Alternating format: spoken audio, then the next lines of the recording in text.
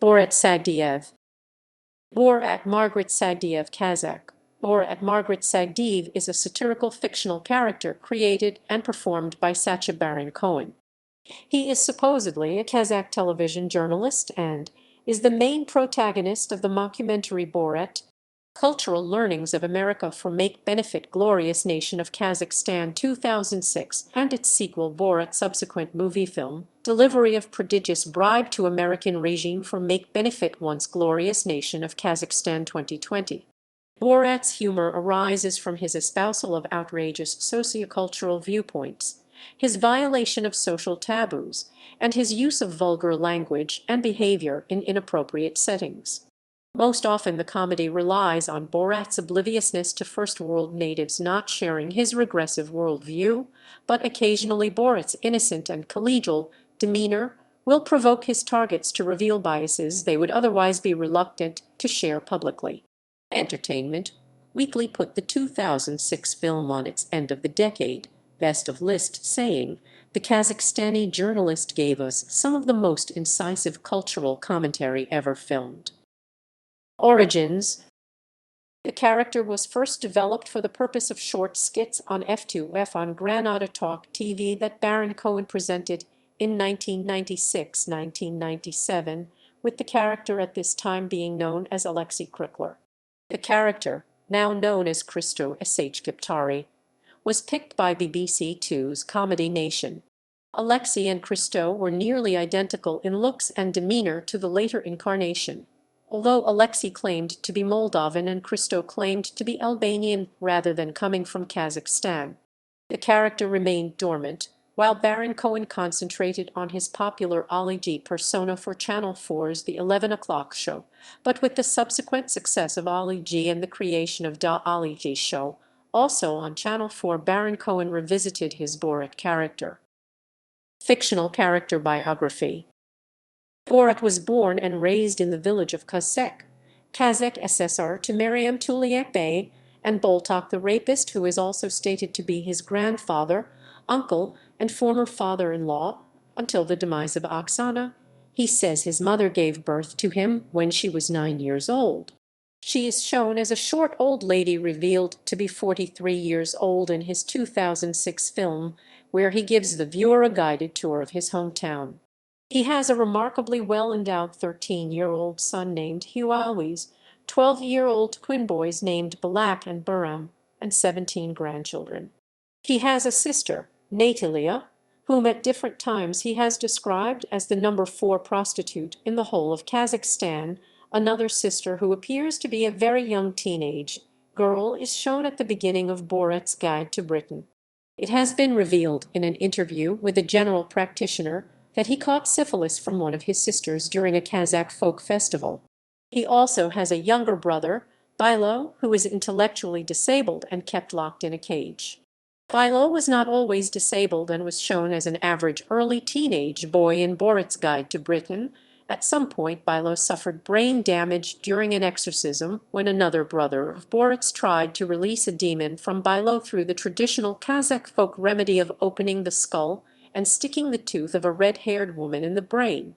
Borat's neighbors are Nursultan Tuliakbey, whom Borat considers a pain in my assholes, and Dr. Yamek, a scientist who works for the Kazakh government and claims to have proven that women have brain the size of squirrel. In Borat's Guide to Britain, Borat and Yamek settle a dispute in the traditional Kazakh civilized way by beating each other's genitals with a leather glove until one of them gives up. It is unknown how many times Borat has been married, but he has had at least 5 wives. In Borat's Guide to Britain he admits to being a bigamist and has 3 additional lovers, 2 of whom he describes as his mistress and his girlfriend respectively, and the third he has to pay money for. One of his wives, Ludmila, is said to have been shot by a hunter when he mistook her for a bear as she plowed the fields. His former wife, Oksana, who was also his half-sister, as they had the same biological father, is reported in the Borat film to have been attacked, violated, and broken by a bear while taking his brother Bilo for a walk in the forest. Borat is not saddened at all by the tragedy. He thanks the man who brings him this good news by giving him a high five and celebrates his newfound freedom by pursuing Baywatch star Pamela Anderson and eventually reunites with and marries Luenell, an African-American prostitute he met whilst filming his documentary. In the sequel, Luenell is nowhere to be seen and can be assumed to have either left Borat or died in the 14 years since the first film. Borat goes on to ask a professional babysitter late in the film to be his new black wife, to which she politely declines. According to various in-character interviews with Sacha Baron Cohen, Borat attended Astana University, where he studied English journalism and plague research. He created 5 new plagues which killed over 5 million goats in Uzbekistan. Prior to his plague research, Borat worked as an ice maker, gypsy catcher, animal puller, one who produces semen from animals, and computer maintenance engineer, specifically removing dead birds which had nested in the vents in the computer's casing. He now works as a journalist and announcer on Kazakh television. This job helps Borat and other Kazakhs express themselves in ways they otherwise would not have been able to do. Borat usually speaks English during his reports. His supposed Kazakh language during some scenes is in fact a mix of Hebrew and Polish, both of which Baron Cohen has a good knowledge of. Borat usually introduces himself with the term Jak Shamash Jak Mas, meaning how are you in Polish, and ends reports with Dziękuję Kuj, meaning thank you in Polish. He often uses the phrase wah wah wee wah, an expression of surprised delight, derived from a skit by Dov Glickman on the popular comedy Zahuzi show, and which is often heard in Israel. Although nominally pagan most of his life in a primarily Muslim, albeit secular country, sometimes remarking that he follows the hawk during his trip to America, he attends a Pentecostal church service and later converts his entire village to Christianity, Borat's version of which involves crucifying Jews. Borat is a keen admirer of Joseph Stalin and claims that both he and Stalin are strong men with powerful khm genitals. He is strongly opposed to women's rights and is quite aghast upon learning that in Britain and America, women can vote while horses cannot. He frequently comments that allowing women to vote is like allowing a monkey to drive a car. In his spare time, he enjoys playing ping pong, sunbathing while clad in a lime green mankini, disco dancing, spitting, sitting on comfortable chairs, shooting dogs, and taking pictures of women while they make a toilet. He also enjoys hunting Jews in his homeland. He is extremely fond of sexy time, particularly mouth party and hand party. Borat also states that he very much liked Korky Buchek, a fictional Kazakh musician. Ali G. In each episode of Da Ali G Show, Borat is shown doing satirical interviews with often unwitting subjects in the United Kingdom and the United States. The segments were shot in a low-quality video style to maintain the impression of low-quality television broadcasts in a poor country, similar to the Channel 9 segments on the Fast Show. In Ali G in Da House, the British Prime Minister and Ali G greet Borat, who proceeds to hug and then kiss Ali G, who pushes him away in disgust. The Borat segments on Da Ali G Show use a rock rendition of a Russian folk tune, Korobiniki, as the theme song. Guide to Britain. This was created as part of a 6-part series of Da Ali G Show that was originally broadcast on Channel 4 UK starting in March 2000. 5 Borat sketches were shown in the form of guides to etiquette, hunting, Cambridge, Edinburgh, and Henley. The guides to English gentlemen, politics, and sport were also filmed at this time but released at a later date as part of Ali G DVD. The Cambridge sketch is the only major Borat material from this series not to have made it onto the compilation DVD. Guide to USA 1. Shown as part of a 6-part Ali G Show originally on HBO US in February 2003. This series was screened and released in the UK as Ali G in the USII. 6 Borat sketches were shown in the form of guides to dating, etiquette, acting, men, baseballs, and the Deep South. A guide to animals was filmed but released at a later date as part of an Ali G DVD. Guide to USA 2. Shown as part of a 6-part Ali G show originally on HBO US in July 2004. Channel 4 was the UK channel where Ali G and Borat originally appeared, and the series for America was a joint HBO/Channel 4 co-production. This series was re-edited for the UK to remove all the Ali G material, becoming two prime-time Borat's television program specials for Channel 4. These specials also embodied the Bruno segments from the series and Borat's Guide to Hunting, not screened in the US version. The uncut second series, as it appeared on HBO, was later given a UK courtesy transmission on digital Channel FR. 6 Borat sketches were shown in the form of guides to wine tasting, politics, country music, hobbies, buying a house, and jobs careers, with hunting airing in the UK only. Films. Ali G in the House. Borat had a small cameo role in Baron Cohen's film Ali G in the House as a Kazakhstani diplomat. Borat. Subtitled Cultural Learnings of America for Make-Benefit Glorious Nation of Kazakhstan, the film Borat is a mockumentary comedy. Most of those appearing in the film are not paid performers, but real people whom Borat met on his journey. The film was distributed by 20th Century Fox and directed by Larry Charles. It premiered at the 2006 Toronto International Film Festival and was released across Europe on 2 November 2006 and North America on 3 November 2006.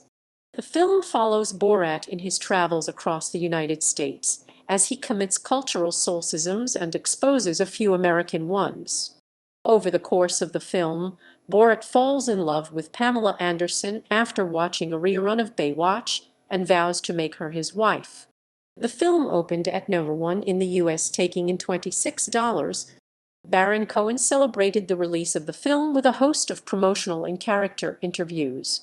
The film expanded its release on the second weekend to 2,566 screens, where it took in an additional $29 million. In 2007, Baron Cohen won a Golden Globe for Best Performance by an Actor in a Motion Picture Musical or Comedy. With a production budget of $18 million, the film has grossed $128,501,044 in the United States of America and another $128,848,505 internationally, for a worldwide gross of $257,300,000. Borat Subsequent Moviefilm. Quint Moviefilm. Moviefilm. V-film. Moviefilm. Moviefilm. V-film. Quint Moviefilm. In 2020, Baron Cohen filmed several pranks for a sequel film, a mockumentary comedy just like the first film. Since the end of the previous film, Borat was sentenced to a work camp. The film follows Borat as he is ordered to marry his daughter to Mike Pence and later Rudy Giuliani. Borat then goes back to Kazakhstan in defeat, however, realizes that the Kazakh government has deliberately infected the world with coronavirus and is paid to keep the secret and is forgiven. Book. In 2007, Baron Cohen released a book titled Touristic Guidings to Glorious Nation of Kazakhstan / Touristic Guidings to Minor Nation of US&A with Humor. Family. In 2007, Sacha Baron Cohen stated that the character of Borat, alongside his Ali G character, would be retired. Borat's last appearances were at Night of Too Many Stars, an overbooked event for Autism Education 2006 television special, and an online public service announcement ahead of the 2008 United States elections. However, in 2016, to promote the trailer release of his film Grimsby, Baron Cohen appeared in character as Borat on Jimmy Kimmel Live. He then made an appearance on the show on 7 November 2018 as a part of a guest appearance by Baron Cohen to promote his show Who is America? In 2020, Baron Cohen officially rekindled Borat with the filming of Borat Subsequent Moviefilm, which was released on 23 October 2020, introducing the character of Borat's daughter Tutor Sagdiyev, portrayed by Maria Bakalova. In other films, Borat himself was parodied in the critically panned 2007 parody film Epic Movie and was played by Danny Jacobs. Criticism and controversy. Criticized as unfair smear against Kazakhstan, there have been arguments that the film's portrayal of the people of Kazakhstan is unfair and unjustified. On 19 October 2006, the BBC reported that Kazakhstan's Deputy Foreign Minister, Rakat Aliyev, had invited Baron Cohen to visit Kazakhstan to see how inaccurate his portrayals were. In an interview, Aliyev asserted that his trip could yield a lot of discoveries that women not only travel inside buses, but also drive their own cars, that we make wine from grapes, that Jews can freely attend synagogues, and so on. Denigration of Roma. Borat's movie has been accused of promoting anti-Ziganism. The film has been criticized for several scenes portraying Borat's fictional Kazakh village, which were actually filmed in the impoverished Roma village of Glad in Romania. USA Today reports that poverty-stricken villagers were offered between $3.30 and $5.50 to bring animals into their houses, and other gag scenes for the movie that some people described as humorly. The studio contends that participants were paid double the rate recommended by the Romanian Film Office for extras. Additionally, Baron Cohen personally donated $5,000 to the village, as well as computers and school supplies. Two villagers of Glad hired controversial reparation attorney Ed Fagan to sue the makers of the film for $30 million for human rights abuses. Fagan intended to submit lawsuits in New York and Florida state courts as well as in Frankfurt, Germany. Fagan said that he hoped to teach Hollywood a very expensive lesson. The lawsuit was thrown out by U.S. District Judge Loretta Priska in a hearing in early December 2006 on the ground that the charges were too vague to stand up in court. Fagan planned to refile, but has since been disbarred. Denigration of Jews. The Borat character has been accused of anti-Semitism, but Baron Cohen himself, a Jew, has explained that the segments are a dramatic demonstration of how racism feeds on dumb conformity as much as rabid bigotry. Borat essentially works as a tool, by himself pretending to be anti-Semitic. He lets people lower their guard and expose their own prejudice. Baron Cohen, the grandson of a Holocaust survivor, says he wishes in particular to expose the role of indifference. When I was in university, there was this major historian of the Third Reich, Ian Kershaw, who said, "The path to Auschwitz was paved with indifference." I know it's not very funny being a comedian talking about the Holocaust, but it's an interesting idea that not everyone in Germany had to be a raving anti-Semite. They just had to be apathetic. The exact line from Kershaw's 1983 book Popular Opinion and Political Dissent in the Third Reich was that the road to Auschwitz was built by hate, but paved with indifference. However, the Anti-Defamation League, a United States-based group that combats anti-Semitism and bigotry of all kinds, complained to HBO after Borat. It called on people to throw the Jew down the well, warning that you must be careful of his teeth and that you must grab him by his money, and was welcomed with applause and participation by some members of an audience in Tucson, Arizona. The full chorus goes, "Throw the Jew down the well / so my country can be free / you must grab him by his horns / then we have a big party." Regarding the enthusiastic response to "In my country there is problem," he says, did it reveal that they were anti-Semitic? Perhaps. But maybe it just revealed that they were indifferent to anti-Semitism. In another scene, Borat visits the Serengeti Range Ranch in Texas, where the owner of the ranch, Gene Gordon, confides that he believes the Holocaust was a necessity for Germany. He further implies that he would have no moral qualms about running a ranch where people can hunt. In Borat's words, dear.